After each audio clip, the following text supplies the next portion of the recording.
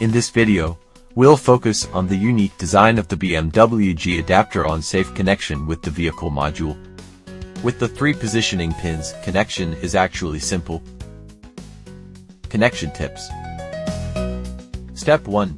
Precise alignment.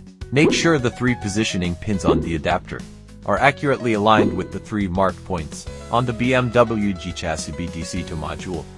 Step 2. Press and lock. Once aligned, press the adapter downward, find the clips on the adapter and lock them in place.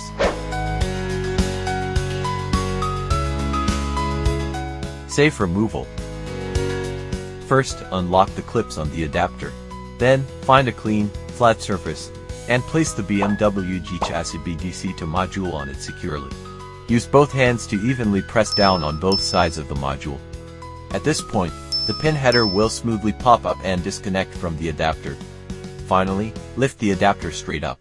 Isn't it super easy to remove? The 3 positioning pins ensure the pin headers won't bend during removal, and also prevent injury from forced connection.